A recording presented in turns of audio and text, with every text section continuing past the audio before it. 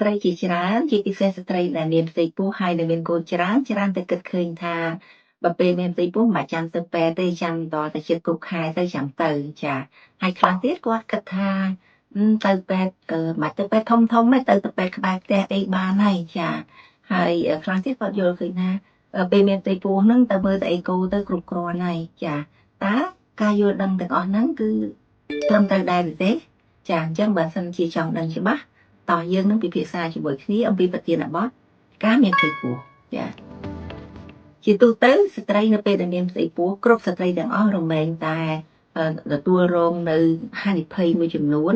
ដែលហានិភ័យនេះគឺកើតឡើងតែនៅក្នុងពេលមានផ្ទៃពោះទេចាហើយហានិភ័យទាំងអស់នោះរួមមាន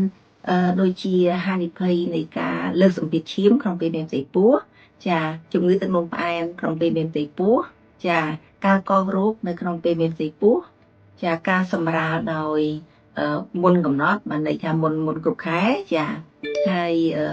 មានការលូតលាស់ទារកយឺតយ៉ាវព្រមទាំងទារកដែលកើតមកអាចមានជំងឺពីកំណើតផងដែរចាអញ្ចឹងដើម្បីជៀសវាងនៅហានិភ័យទាំងអស់នោះតើស្ត្រីមានផ្ទៃពោះក៏បីធ្វើយ៉ាងម៉េចទៅចាចម្លើយគឺងាយទេចាដំបូងគឺនៅពេលដែលស្ត្រីបាត់រដូវភ្លៀងស្ត្រីក៏បីទៅពិគ្រោះជាមួយនឹងគ្រូពេទ្យឬក៏វេជ្ជបណ្ឌិតឆ្មបដែលធ្វើការផ្នែកខាងសម្ភពរោគស្ត្រីណាដើម្បីទទួលបាននៅព័ត៌មានឲ្យច្បាស់ថាតើខ្លួនការបាត់រដូវហ្នឹងគឺពិតជាមានផ្ទៃពោះមែនឬទេហើយតើបើមានផ្ទៃពោះមែនតើផ្ទៃពោះនោះជាផ្ទៃពោះដែលមានចំនួនប៉ុន្មានចាកូន1ឬកូន2កូន3ឬក៏យ៉ាងណាហើយតើកូនហ្នឹងវាស្ថិតនៅក្នុងទីតាំងណាមានន័យថាជាកូនហ្នឹងនៅក្នុងស្បូនឬក៏នៅក្រៅស្បូនចាក្រៅអំពីនេះការពិនិត្យដំបូងហ្នឹងគឺអាចជួយស្ត្រីឲ្យកំណត់បាននៅអាយុផ្ទៃពោះព្រមទាំងកណនានៅថ្ងៃប៉ាន់ប្រមាណនៃថ្ងៃសម្រាលផងដែរចាទី2គឺត្រូវស្រាវជ្រាវឲ្យបានកាន់តែឆាប់កាន់តែល្អនៅជំងឺមួយចំនួនដែលឆ្លងតាមផ្លូវបន្តពូជចាហើយជប់ហើយដែលជំងឺទាំងអស់នោះគឺភាគច្រើនមិនមានរោគសញ្ញាអ្វីទេចាជំងឺដែលយើងឃើញជួបញឹកញាប់នៅលើស្ត្រីដែលមានផ្ទៃពោះគឺមានដូចជាជំងឺប្រមេះទឹកបាយប្រមេះទឹកថ្លាជំងឺស្វាយចាជំងឺបាក់តេរីនៅក្នុងទ្វារមាសជាដើមចាទី3នៅពេលដែលស្ត្រីមានផ្ទៃពោះចាប់ពីអាយុកទី11ទៅដល់14សប្តាហ៍ការរុករកទឹកដក់នៅក្នុងកញ្ចឹងកក៏ជាការសំខាន់ដែរដែលអាចជួយស្ត្រីឲ្យធ្វើការសម្រេចចិត្តបានទាន់ពេលវេលាប្រសិនបើយើងរកឃើញមានបញ្ហាចាហើយនឹងទី4គឺនៅពេលដែលទារកចាប់ផ្ដើមមានវ័យរៀងធំបន្តិចហើយបានន័យថាគាត់ចាប់ផ្ដើមមានអវយវៈគ្រប់គ្រាន់មានសរីរាង្គគ្រប់គ្រាន់ចាគឺជាពេលវេលាដ៏សំខាន់ដែលស្ត្រីគ្រប់រូបក៏បី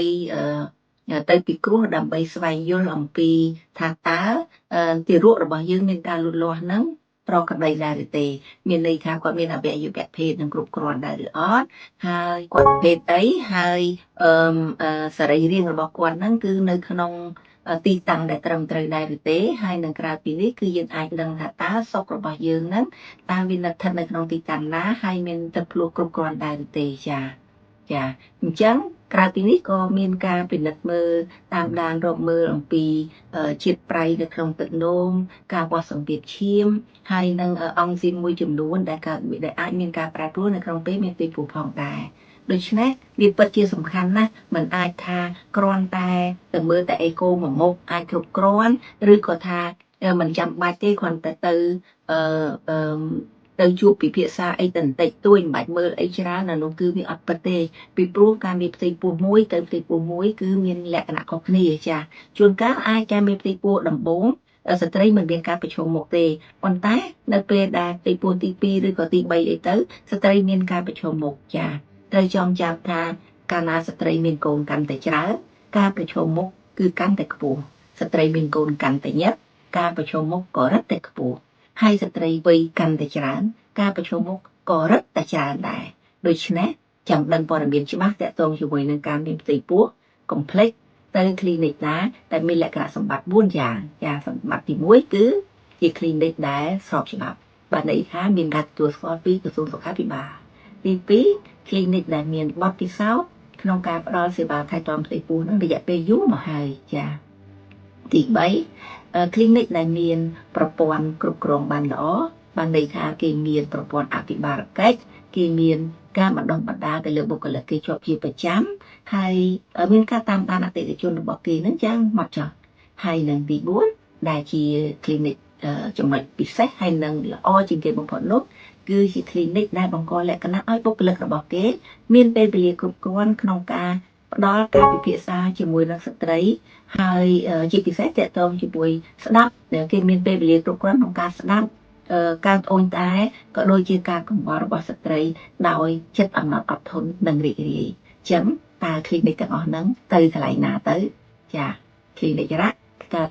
តាំងពីឆ្នាំ1996មានន័យថាមកដល់ពេលនេះអាយុជិត30ឆ្នាំហើយអញ្ចឹង clinic រ៉ាក់ធ្វើការផ្ដល់សេវាដោយផ្ដោតការយកចិត្តទុកដាក់សំខាន់បំផុតទៅលើសុខភាពបន្តពូជនិងសុខភាពផ្លូវភេទដែលការពន្យាកំណើតការថែទាំផ្ទៃពោះការករូបតាមផ្លូវបន្តពូជទាំងអស់នោះគឺសុទ្ធតែនៅក្នុងចំកោមសុខភាពបន្តពូជអញ្ចឹងចាំអីទៀតតោះយើងទៅ clinic ហ្នឹងទាំងអស់គ្នា